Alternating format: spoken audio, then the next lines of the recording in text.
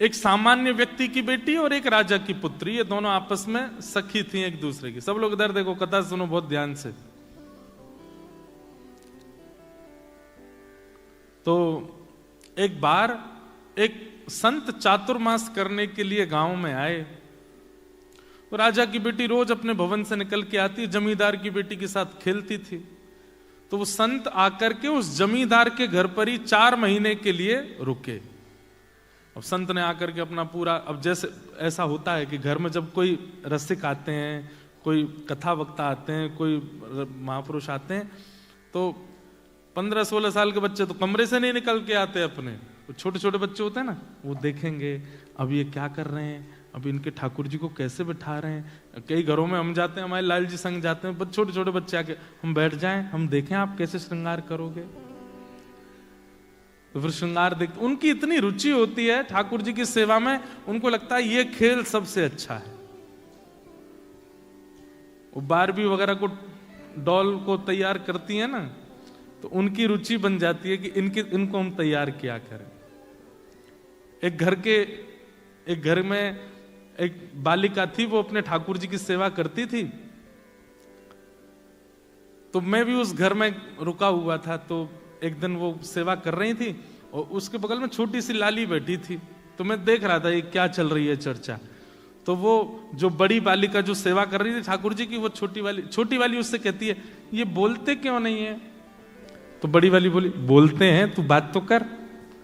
तो छोटी वाली बोलती है, कन्हैया आप कैसे हो। तो जो बड़ी वाली थी जो सेवा कर रही थी, वो छुप करके बोलती है, मैं अच्छा हूं। और वो छोटी सी जो है ना, वो उसको लगा कि यही बोले। फिर वो बोलती, ओ ये तो बोल रहे थे। बोले हाँ, ये ऐसी बात करते, बात किया कर। तो ऐसे विश्वास जगाया जाता है बच्चों के चित्त में। फिर जब वो अपनी अवस्था में आ जाएं, फिर उनको कथा में लाओ, उनको ज्ञान दो, भगवत गीता का ज्ञान दो, भागवतम पढ़ाओ। ऐसे ऐसे करके फिर उनकी भक्ति को और जागृत करो। पर बाल्यावस्था, ये जो छोटे छोटे बच्चे आए ना, ये इस अवस्था में अगर भक्ति आपने सही रूप में दे दी, वो जाएगी नहीं। तो वो दोनों बालिका, एक जमींदार की बेटी और एक राजा की कन्या, खेल रहे थे। उसी समय जमींदार के घर एक महापुरुष आए चातुर्मास के लिए। तो संत अपनी बढ़िया ठाकुर जी निकाले, पूरी पिछवाई लगाई, उनका सिंहासन रखें, उस पर इत्र लगावें, अपने शालिग्राम भगवान को विराजमान करें, पंचामृत अभिषेक करें। अब ये दोनों कन्या द्वार पर खड़ी खड़ी देख रही थी। और फिर इन दोनों ने एक दूसरे को देख के बोला, ये वाला खेल हम भी खेलेंगे, ये खेल बहुत अच्छा है। तुलसी तोड़ के लाओ चढ़ा दो, पुष्प तोड़ के लाओ चढ़ा दो, इत्र से भगवान को बिल्कुल शाइन चिकने कर दो, और उनके 2 तिलक ऐसे लगा दो, माला पहना दो, आरती कर दो, फिर भोग लगाओ, जैसे हम खाते हैं वैसे इनको खिलाओ। ये खेल बहुत अच्छा, हमको भी खेलना है। और वो दोनों बोली कि पहले सीख तो लें। तो रोज जाकर के बैठ जाती उन महापुरुष के पास और पूरी सेवा देखती कैसे करते हैं ये, और एक दूसरे से फिर बात करती, ऐसे करना है, फिर ऐसे करना है। वो बोलती ऐसे नहीं, बीच में ये भी तो करना है। बोले हाँ हाँ ये भी करना है। 4 महीने उनके देखने में ही निकल गए। अब 4 महीने बाद महापुरुष का जाने का समय आया। जैसे ही जाने को तैयार हुए तो अपने ठाकुर जी समेटने लगे। सवेरे सवेरे दोनों लाली आई, आकर के जैसे देखा तो पिछवाई उतारी जा रही है, सिंहासन बंद किया जा रहा है, ठाकुर जी उठा के बक्सा में धरे जा रहे हैं। दोनों रोने लगी। बोले ये क्या हो रहा है। बोले अभी ये महाराज जी जा रहे हैं। इतना रोई, फूट फूट करके उन महाराज जी के चरणों में छोटी छोटी लाली गिर गई। वो बोली महाराज जी आप चले जाओ, पर अपने ठाकुर जी हमको दे जाओ। हमने पूरी सेवा सीख ली इनकी, हम पूरे 4 महीने हम यही तो करती थी कि आप कैसे करते हो। तो महाराज जी छोटी सी लाली है, 4-5 साल की दोनों की आयु, कैसे करेंगी सेवा। आप हमसे पूछ लो, एक एक बात हमको पता है। सुबह इतने बजे उठाना है, फिर उसके बाद ठाकुर जी को दूध का भोग लगाना है, दूध के भोग के बाद फिर उनको गर्म जल से स्नान कराना है, फिर पंचामृत से स्नान कराना है, फिर शुद्ध वस्त्र से पहुंच करके इत्र लगाना है, फिर तिलक लगाना है, फिर उसके बाद ठाकुर जी को तुलसी अर्पित करनी है, फिर पुष्प चढ़ाना है, फिर भोग बना करके पधराना है। सब आता है हमको, आप अपने ठाकुर जी हमको दे जाओ। कोई अपने ठाकुर जी कैसे दे सकता है। महाराज जी तो परेशान हो गए, बोले ये क्या होगा। भक्तमाल में कथा है। तो वो महाराज जी बोले बड़ी विडंबना। तो वो जमींदार आ गया, बोले महाराज मेरी बेटी को ना दो चलेगा, दूसरी राजा की बेटी है, अगर इसको नहीं दिया आपने और इसने जाके कहीं शिकायत अपने पिता से कर दी तो आप भी जानते हैं कि राजा की कहां तक पहुंच है, अगला चातुर्मास देख नहीं पाओगे आप। तो बोले हम तो गलत फंस गए। और बोलिए सुनिए, अगर आपने राजा की कन्या को दे दिया और मेरी कन्या को नहीं मिले तो फिर इन दोनों में वैसे कलेश चलेगा, तो राजा मेरी पुत्री और मुझको नगर से बाहर कर देंगे। बोले तुम जब तक यहां रहोगे कलेश करेगी तुम्हारी बेटी की मुझे दो तो तुम भी बाहर जाओ और हम महाराज सब बिगड़ जाएगा, ठाकुर जी तो फिर आ जाएंगे जीवन में, इनको दे जाओ हमारी बेटियों को। संत बोले ये कोई ऐसे खिलौना है ये दे जाओ, मैं कैसे 50 साल से सेवा कर रहा हूं मैं इनकी, ऐसे कैसे दे जाऊंगा। तो बोले आप ही सोच लो फिर क्या करना है। तो संत ने एक बहुत अच्छी युक्ति सोची। एक बाहर से शालिग्राम जी जैसे दिखने वाले 2 पत्थर ले आए और पत्थर ला करके वो पत्थर रख दिए सिंहासन पर और अपने ठाकुर जी उठा के धर दिए नीचे सामान्य सी चौकी पर। दोनों कन्याओं को बुलाया, बोले इधर आओ। कन्या आई, बोले अच्छा देखो ठाकुर जी कहाँ हैं। बोले ऊपर बैठे हैं। और बोले नीचे वाले, बोले हाँ ये भी ठाकुर जी। बोले नहीं, ऊपर वाले जो हैं वो ठाकुर जी हैं, नीचे वाले जो हैं ये सेवक हैं। अब बताओ तुमको सेवक चाहिए कि ठाकुर जी चाहिए। दोनों कन्या बोली नहीं नहीं हमको ठाकुर जी चाहिए, सेवक नहीं चाहिए। तो महात्मा बोले ठीक है, तो सेवक मैं ले जाऊं। बोले हाँ आप ले जाओ, सेवक असली ठाकुर जी थे। तो शालिग्राम भगवान को गले से लगाया और सामान्य से पत्थर दोनों कन्याओं को दे दिए। जैसे ही जाने लगे तो कन्या बोली इनका नाम क्या है ठाकुर जी का। तांगा में बैठे बैठे महाराज जी बोल गए सिलपिल्ले भगवान। कौन से भगवान? उड़ीसा में बच्चों को पिल्ले कहते हैं। क्या कहते हैं? अब मैं गलत हूं तो पता नहीं, पर मैंने सुना है। तो सिलपिल्ले भगवान। अब आप सोचना, ना कोई संप्रदाय है, ना कोई पद्धति है, ना कोई नियम है, ना किसी भी प्रकार का क्रम है, ना भगवान असली के हैं, केवल सामान्य गली का पत्थर है। नामकरण गुरु जी कर गए। अब वो सूबेदार की जो बेटी थी जमींदार की, वो अपने घर में सेवा करती और जो राजा कन्या थी वो अपने राजभवन में सेवा करती। और दोनों जब मिलते तो अपने अपने सिलपिल्ले भगवान की बात करते। आज तेने क्या किया? आज मैंने खीर का भोग लगाया, आज मैंने गुड़ का भोग लगाया, आज मैंने ये किया, आज मैंने वो किया। और दोनों बड़ी प्रसन्न।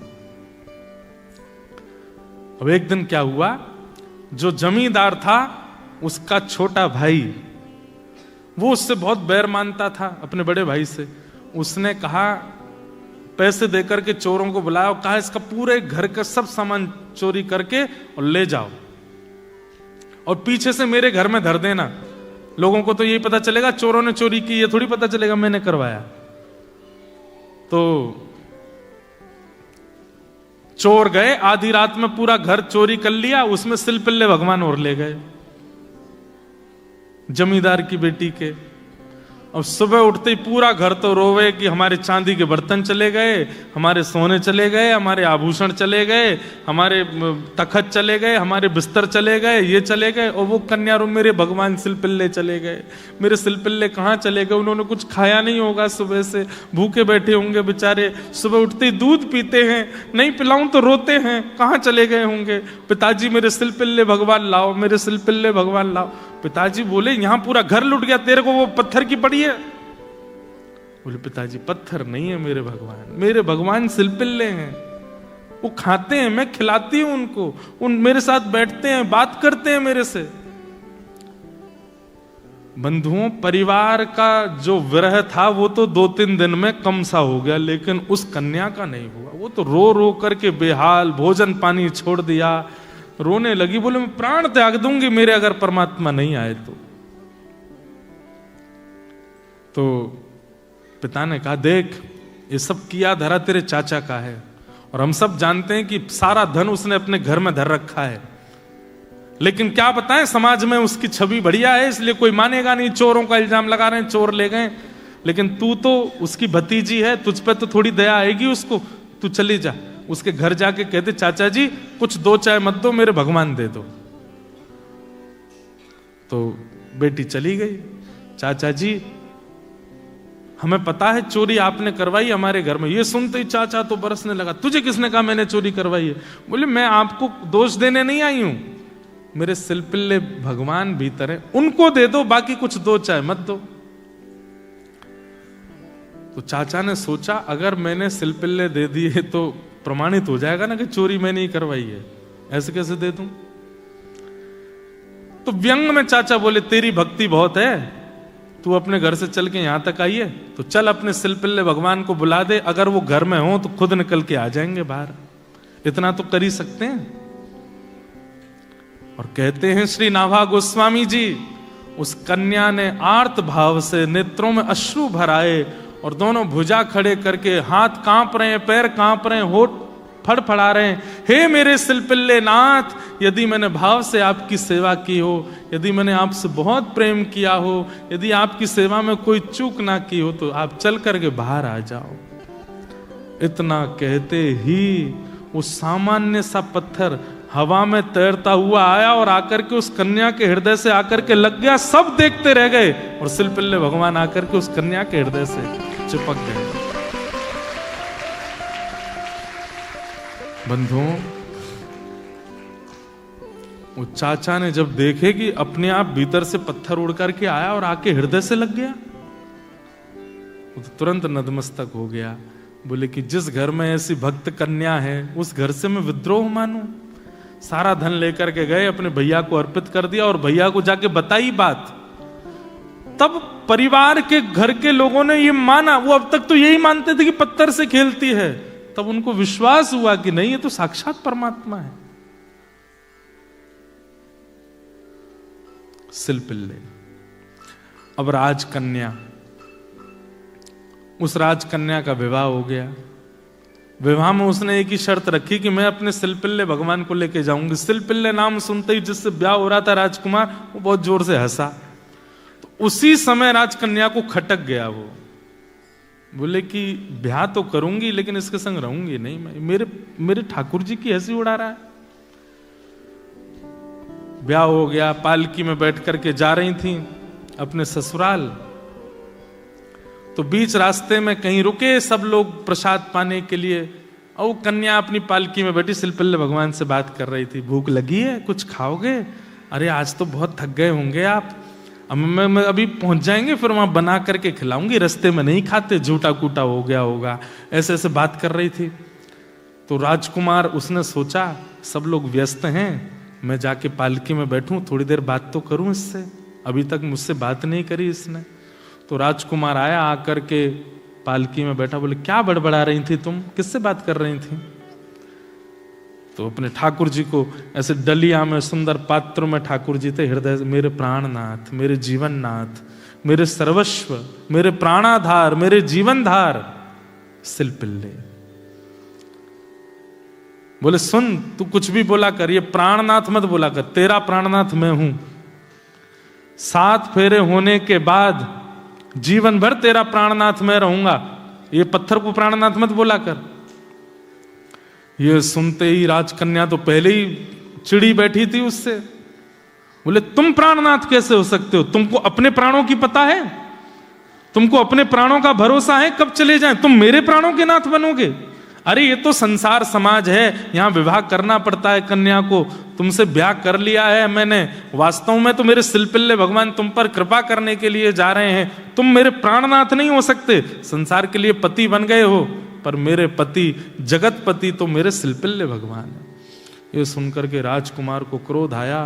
तुरंत सिलपिल्ले भगवान जो उसके थे पत्थर उठा करके उस सरोवर में फेंक दिया। बोले ले, तेरे प्राणनाथ डूब गए नदी में, बुला ले अब ये सुन करके तो वो राजकन्या रोने लगी। दौड़ करके अपने प्राण त्यागने के लिए जैसे ही जाने लगी, सबने रोक लिया। जो राजा थे, रानी, सबने उसको रोका, पकड़ा।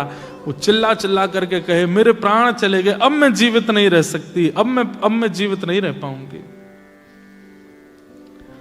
यहां राजकुमार ने कहा उनमें प्राण है, वो तेरे प्राणों की रक्षा करते हैं। तूने इतना सब कुछ दिया उनके लिए, आज वो इतना नहीं कर सकते कि वो तुझसे दूर हो गए तो अपने आप तेरे पास आ जाएं। पुकार ले, अगर हैं भगवान तो आ जाएंगे। यहां पर राजकन्या ने भी उसी विश्वास के साथ, उसी भाव के साथ पुकारा, हे मेरे सिलपिल्ले नाथ, यदि मैंने आपकी बड़े भाव से सेवा की हो तो मेरे पास आ जाओ। देखते ही देखते उस सरोवर में से अपने आप ठाकुर जी बाहर आए और आकर के उस राजकन्या के हृदय से लग गए, स्वीकार कर लिया। सब देखते रह गए। भाव के वश में है भगवान, भाव नहीं तो हर मंदिर में दीखत बस पाषाण। भाव होए तो जित देखूं तित प्रगट होए भगवान। भाव के वश में है भगवान। देखने वालों के लिए गंगा एक नदी भी हो सकती है, लेकिन मानने वालों के लिए वो मां है। देखने वालों के लिए केवल वो प्यास बुझाने वाली हो सकती है, पर मानने वालों के लिए वो मुक्तिदायिनी है। हमारा धर्म, हमारा सनातन मानने पर निर्भर करता है, विश्वास पर निर्भर करता है। यहां कई बातें लॉजिकल नहीं होती और हर बात का एक बात सुनिएगा, ज्ञान को लॉजिकली बताया जा सकता है, वैराग्य को लॉजिकली प्रस्तुत किया जा सकता है, पर प्रेम का कोई लॉजिक नहीं होता। और जिस प्रेम में लॉजिक मांगा जाता हो वो प्रेम नहीं है। फिर हमारा भक्ति भाव प्रेम पर निर्भर करता है और प्रेम विरह से पुष्ट होता है। वृत्रासुर ने भगवान से विरह मांगा। अंतिम श्लोक में वृत्रासुर कहते हैं कि ममत्तम श्लोक जनेषु सख्यम संसार चक्रे भ्रमतस्व कर्म भी तन्माययात्मात्म जदागरागे स्वासक्त चित्तस्य नाथ भूया। हे नाथ, ममत्तम श्लोक जनेषु सख्यम। वृत्रासुर कहते हैं कि नाथ, आपके जो परम भागवत भक्त हैं, अगर मैं उनका दास ना बन सकूं तो कम से कम उनका सखा बन जाऊं। मेरे संबंध के रूप में, मेरे सखत्व के रूप में संसारी लोग ना मिलें, आपको भजने वाले मेरे सखा मिलें। मैं एक बात कथा में कहा करता हूं बंधुओं, पत्नी वो श्रेष्ठ नहीं जो सुंदर है, पत्नी वो श्रेष्ठ नहीं जो आपकी बात मानती है, पत्नी वो श्रेष्ठ जो आपको ठाकुर जी के समीप ले जाती है। बच्चे वो श्रेष्ठ नहीं जो पढ़ाई में बहुत अच्छे हैं, कमा कमा करके आपको देते हैं।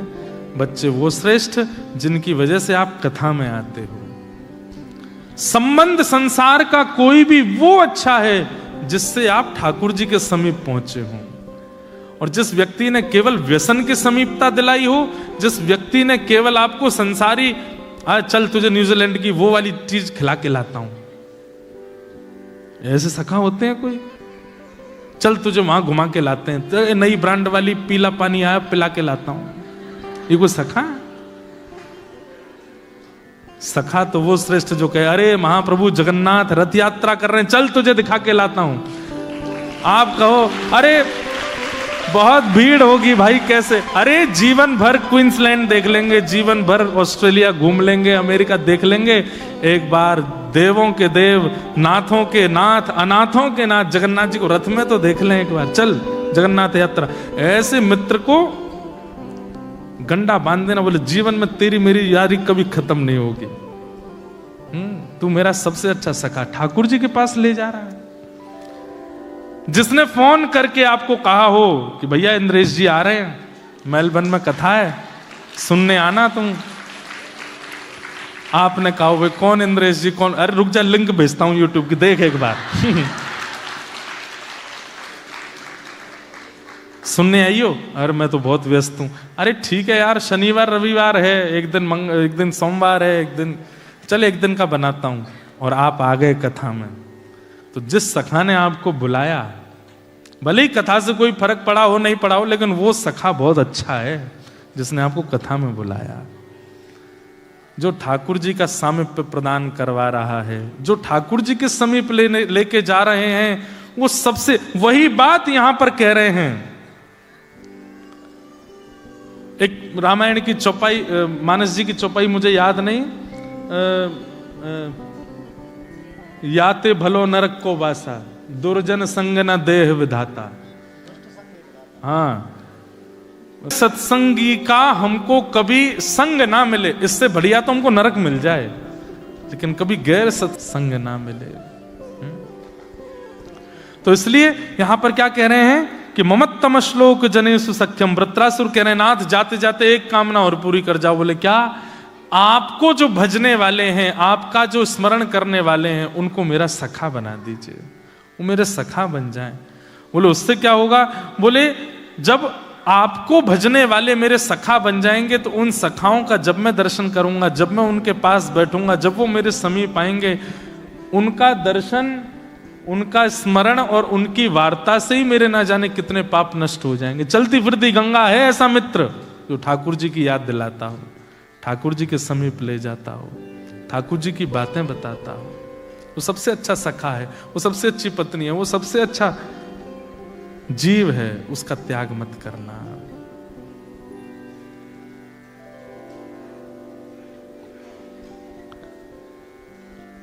जिसकी कृपा से भगवत प्रीति बनी हो, ऐसे व्यक्ति को मेरे जीवन में सखा बना करके भेज दो। वृत्रासुर ने इन 4 श्लोकों में ये भाव कहे। पहले श्लोक में दासत्व मांगा, दूसरे श्लोक में विरह मांगा और तीसरे श्लोक में सखा मांगे। ये 3 जीवन में अगर आ जाएं तो वैष्णवता निश्चित रूप से आपके चित्त में व्यवस्थित हो जाएगी। ऐसे वृत्रासुर को हम बारंबार प्रणाम करते हैं। इन 3 सूत्रों को याद रखिएगा। पहला तो हरिदास बनने का प्रयास करो, हरि के दास। दूसरा, हमारे चित्त में प्रेम, हमारे चित्त में विरह प्रकट हो किशोरी जी का, ठाकुर जी का, ये भाव प्रयास करो। और तीसरा, उनसे मित्रता करो, उनसे संबंध बनाओ जो हरि के जन हैं। कई बार आपको ऐसे लोगों के पास बैठना पड़ता है जिससे आपको बिजनेस प्रॉफिट हो रहा है, जिससे आपको डॉलर मिलने वाले हैं। वहां नाटक किया करो, कोरा। वहां तो बस अरे you are the best, I am so fortunate to have you in my life. बाहर निकल के बोले अरे चले, मेरा मित्र तो वो है रोज हरि नाम संकीर्तन करता है, जो रोज कथा सुनता है, जो रोज भगवत स्मरण करता है, जो कथा की याद दिलाता है। सुबह सुबह मेरी आंख खुलती है तो लिंक भेजी होती है उसने किसी की कथा की। ले प्रेमानंद जी का ये प्रवचन सुन, ले ये वृंदावन के महाराज जी की बातें सुन, देख ये महाराज जी क्या कह रहे हैं। ऐसे ऐसे भाव भेजने वाले को व्हाट्सएप पे एक फीचर होता है जो बहुत फेवरेट हो तो उसके आगे स्टार लगा दो। ऐसे लोगों को स्टार बना दिया करो, ये स्टार फ्रेंड है मेरा, इसका त्याग कभी नहीं करूंगा मैं। तो ये, पर जब हम कह करके बताते हैं ना, तो एक बार एक ऐसा प्रसंग होता है कि प्रेमी ने तो बहुत अच्छा विचार किया था कि ऐसा ऐसा कुछ देंगे, लेकिन आप उस अच्छे अच्छे का विचार ना करके कुछ और ही विचार कर रहे हो, तो प्रेमी को इससे कष्ट होता है कि मैंने तो बहुत भला विचार किया था लेकिन ये तो कुछ और ही सोचे बैठा है। इसलिए आज से एक नियम बनाइए, याचना मत कीजिए। जैसी स्थिति आ जाए, कितनी भी खतरनाक, आप हमसे ऑफ स्टेज पूछोगे ना तो हम हमको बहुत नियम बता देंगे। हाँ हाँ घर में ऐसा चल, अच्छा ठाकुर जी के लिए ये करो, ठाकुर जी, पर हम मन से नहीं बताते। मन से यूं लगती है क्यों इतनी याचना करनी। आपको क्या लगता है हमारे जीवन में कष्ट नहीं आते? सबके जीवन, इस संसार का नाम क्या है पता है शास्त्रों में? दुखालयम शाश्वतम। ये दुखालय है। जैसे भोजनालय में भोजन, जैसे विद्यालय में विद्या, जैसे कार्यालय में कार्य, वैसे ही दुखालय में दुख। हो ही नहीं सकता कि कोई दुख ना भोगे, सब दुख भोगेंगे। आपके जीवन में अगर दुख चल रहा है तो प्रतीक्षा करो, कुछ दिन बाद घट जाएगा। और आपके जीवन में अभी दुख नहीं आया है तो प्रतीक्षा करो, आने वाला है। तैयार खड़ा है, बस थोड़ी एक करवट बदलेगा। इसलिए बच कोई नहीं सकता। हाँ, बस एक चीज हो सकती है, क्या? मैं एक बात कहता हूं, भगवत कृपा से व्यास मंच से एक विषय मन में आता है कि भक्ति क्या है? एनेस्थीसिया का इंजेक्शन है। एनेस्थीसिया क्या होता है? सुन्न कर देता है, फिर काटो पीटो खून निकले कुछ नहीं पता चलता। ठीक वैसे ही भक्ति क्या है? बोले जो जीवन में भक्ति प्रारंभ कर देता है, जिसके जीवन में प्रेम लक्षणा भक्ति प्रारंभ हो जाती है, कष्ट आते हैं, विपत्ति आती हैं, लॉसेस आते हैं, परीक्षाएं आती हैं, एग्जाम्स आते हैं, बहुत सारे अप्स एंड डाउन्स आते हैं, पर उसको एनेस्थीसिया लगा हुआ, सुन्न पड़ा, पता ही नहीं चलती उसको हो क्या गया। परिस्थिति तो आएगी लेकिन आप विचलित नहीं होगे। हमारी आपसे प्रार्थना है, अगर परिस्थिति आ रही है तो इसको ये समझ करके भोग लीजिए कि ठाकुर जी मेरे किए गए जितने कर्म हैं उन सबका बस हिसाब बराबर कर रहे हैं। और अगर परिस्थिति खराब नहीं आ रही है तो ठाकुर ये सोचना अभी लंबे जन्म लेने पड़ेंगे हमको, इस जन्म में नहीं तो अगले जन्म में भुगवाएंगे, फिर उसके बाद भुगवाएंगे। एक बार में ठाकुर जी भुगवा रहे हैं तो समझ जाओ कि बस निवृत्ति है, लास्ट है हमारा। ये बात सत्य है। जो व्यक्ति अति भोग लेता है ना एक ही जीवन में, उसका अंतिम जन्म है। क्यों? ठाकुर जी ने उसके सारे एक साथ ही दे दिए। भीष्म पितामह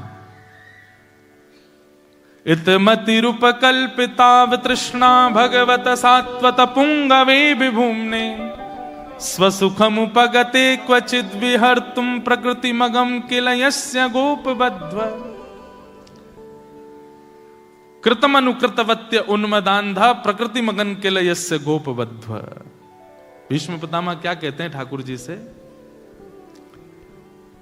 भीष्म स्तुति भागवत जी में गाई गई, लेकिन वहां एक प्रसंग आता है कि भीष्म पितामह ठाकुर जी से कहते हैं कि नाथ, एक बात मुझे आपसे पूछनी है, मुझे थोड़ा संकोच लग रहा है। ठाकुर जी बोले पूछो।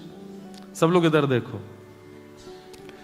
भीष्म पितामह के शरीर में कितने बाण हैं ये कोई गिन नहीं सकता। गले से लेकर के पैरों तक बाणों से छन्नी बना दिया शरीर। और उस समय बाणों की सैया पर पड़े पड़े भीष्म पितामह ठाकुर जी से एक बात करता है, बहुत ध्यान से सुनना। भीष्म पितामह कहते हैं ठाकुर जी एक बात पूछूं? बोले पूछिए। मैं जब दुर्योधन के कर्मों की ओर देखता हूं, मैं जब दुशासन के कर्मों की ओर देखता हूं, मैं जब धृतराष्ट्र की विचारधारा को देखता हूं,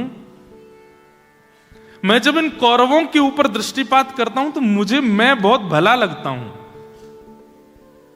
और प्रभु आप भी जानते हैं, पूरी दुनिया जानती है, भीष्म पितामह कौरवों से भला नहीं है। भीष्म पितामह कितने ऋषि, कितने महर्षियों से भला है। मैं बाल ब्रह्मचारी हूं, मैंने विवाह नहीं किया, काष्ठ की स्त्री को भी कभी मैंने काम भाव से नहीं देखा। इतने आचरण में रहने वाला, इतने पवित्र जीवन को जीने वाला, इतनी शुद्ध विचारधारा रखने वाला, इतने नियम का पालन करने वाले व्यक्ति का आपने ये दुर्दशा की है।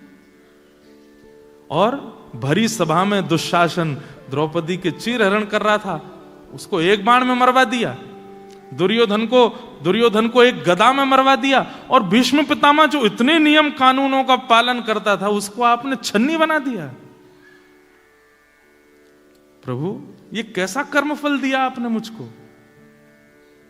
मैं इतना बड़ा पापी तो नहीं था कि मेरे को ऐसी दुर्गति प्राप्त हो। कई बार ऐसा होता है ना कि किसी व्यक्ति की अकाल मृत्यु होती है और बहुत कई बार दुर्घटनाग्रस्त हो जाते हैं लोग, तो हम लोग सोचते हैं हाय राम, ऐसी मृत्यु किसी को नहीं मिले। हाँ? भीष्म पितामह के लिए उस समय वही चर्चा चल रही थी सब जगह, ऐसी मृत्यु भगवान किसी को नहीं दे। तब भीष्म पितामह ठाकुर जी से बोले मैंने क्या किया ऐसा जो आपने मुझे इतनी पीड़ा दी, इतना कष्ट दिया? तब इसके ठाकुर जी ने अनेक उत्तर दिए। उनमें से एक उत्तर ठाकुर जी क्या कहते हैं कि भीष्म पितामह तुम्हारे 100 जन्मों का लेखा जोखा है मेरे पास में, और उन 100 जन्मों में तुमने जो जो किया अगर उन पर मैं दृष्टि डालूं तो तुमको अभी आगे 50 जन्म और लेने पड़ेंगे। लेकिन इस जन्म में मैं तुम पे इतना रीझ गया हूं, मुझे तुम इतने अच्छे लग गए और मुझे तुमको पृथ्वी में भेजने का मन नहीं है, इसलिए आगामी 50 जन्म में जितना भोगना था वो मैंने एक बार में ही भोगवा दिया। सारे कष्ट समाप्त, अब तुम 0/0 हो गए हो, अब तुम मेरे से दूर नहीं आओगे, पृथ्वी पर तुमको आना नहीं पड़ेगा, इसलिए इतने कष्ट दिए। समझ में आई बात? संकटों का आगमन, यह बात निश्चित है कि कर्मफल के रूप में आता है, लेकिन संकटों का भोग लेना हमारे लिए फायदेमंद है। हम निवृत्त हो रहे हैं, हमारा वो क्रिया धरा जो है वो हिसाब बराबर हो रहा है, उससे बचने का प्रयास मत करो। बोलो गंगा मैया की, बोलो बद्री विशाल भगवान की, श्रीमन्नारायण भगवान की। आज हमारा परम सौभाग्य, देखो भारत में तो कथाओं में महापुरुषों का आगमन होता है, लेकिन आज ऑस्ट्रेलिया में महापुरुष पधारे हैं। हमारे भारत में जलूर धाम के पूज्य बड़े महाराज जी, परम पूजनीय प्रातः स्मरणीय श्री अमृतानंद जी महाराज, और छोटे महाराज जी श्री अनंतानंद दास जी महाराज आज हमारे मध्य पधारे हैं। एक बार सब लोग करतल ध्वनि से महाराज जी का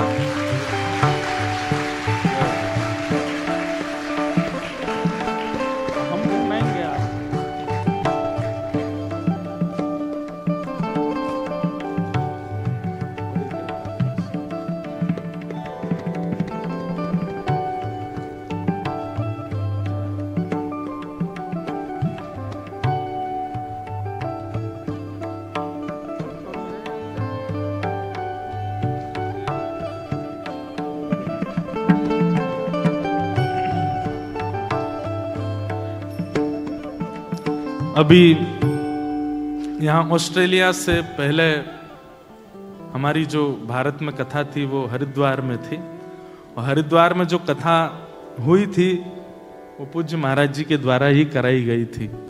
तो बस वहां से महाराज जी को महाराज जी आए तो अपने व्यवस्था से, अपने क्रम से हैं, पर मुझे ऐसा लगा कि मेरी इतनी याद आ गई कि महाराज जी आ गए।